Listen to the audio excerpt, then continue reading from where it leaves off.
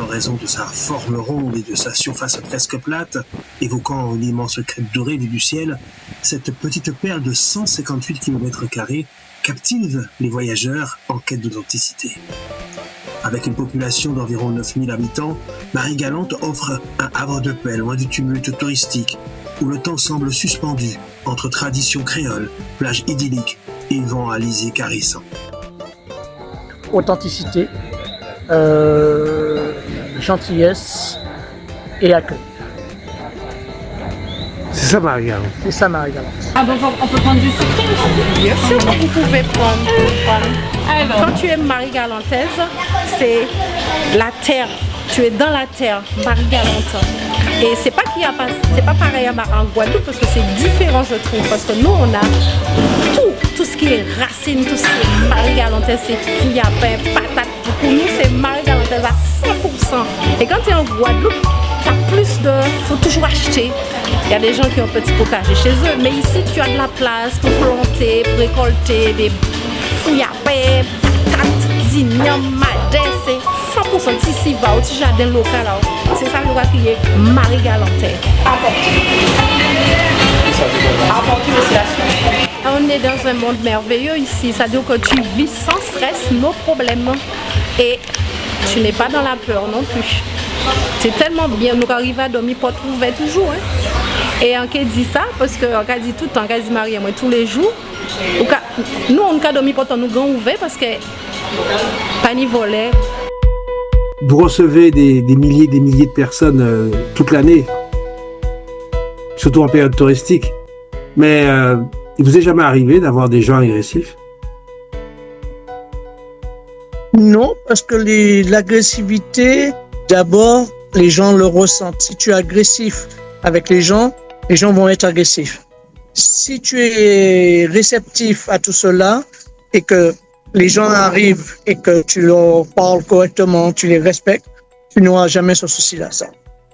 Quand les gens arrivent, alors je parle pas forcément des Guadeloupéens, puisqu'ils vous connaissent un peu plus que les autres, sur Marie-Galante et passent par votre établissement, quelles sont leurs principales préoccupations? Qu'est-ce qu'ils vous demandent? Alors, tout simplement, quelles sont les plages, quelles sont les belles plages, quels sont les sites à visiter. En fin de compte, je suis le deuxième, avant la maison du tourisme, nous sommes d'abord les premiers, nous les commerçants, nous sommes premiers à donner les bonnes adresses à tout à chacun qui veut les avoir. Comme chez Rudy, quoi, par exemple. Alors, chez Rudy, nous avons les Disquili Biel, nous avons pas mal de sites, le Château Murat et plein d'autres sites, les belles plages, voilà, et les bons restaurants, effectivement. L'île, découverte par Christophe Colomb en 1493 lors de son deuxième voyage, porte le nom de la sœur de Ferdinand le Catholique, Marie d'Aragon.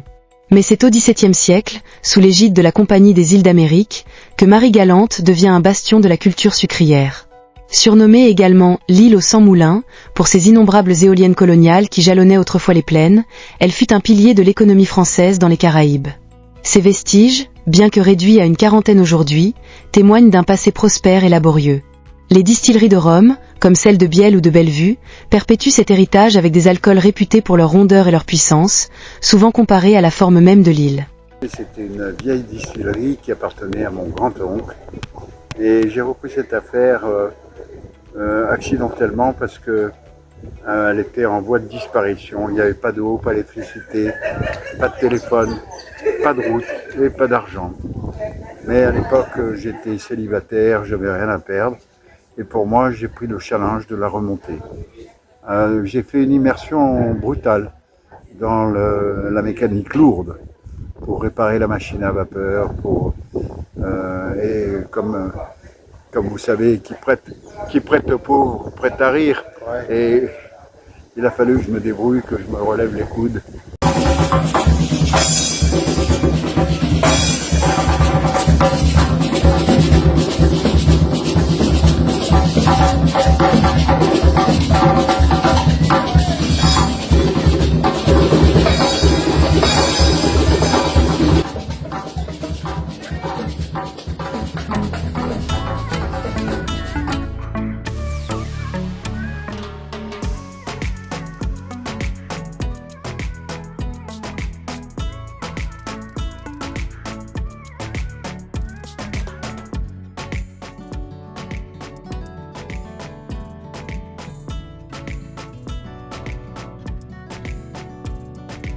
Qu'est-ce qui fait votre différence par rapport aux autres?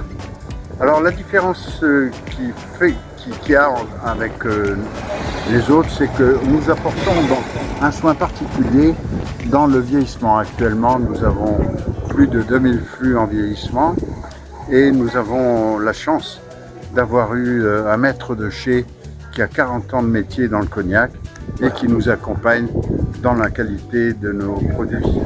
C'est quoi en fait? Alors la canne grise, c'est une monovariétale. La canne grise, avant, c'était une canne qui est déjà elle est originaire de la Barbade.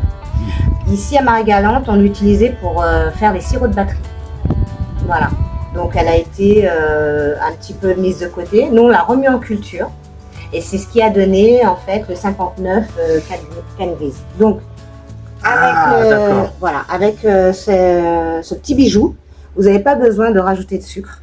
Mettez seulement un zeste de citron, ou même vous pouvez le prendre sec.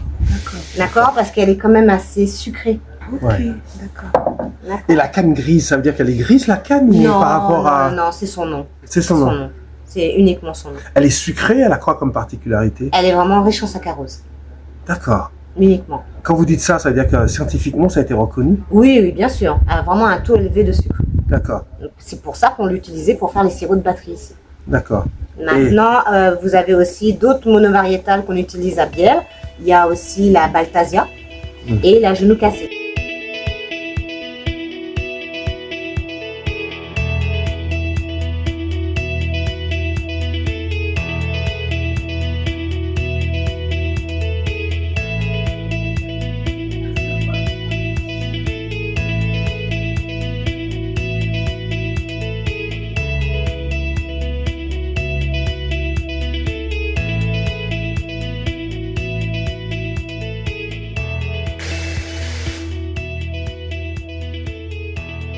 Produisez pour le marché local, Guadeloupe, ou vous exportez également dans l'Hexagone, ou notamment aux États-Unis?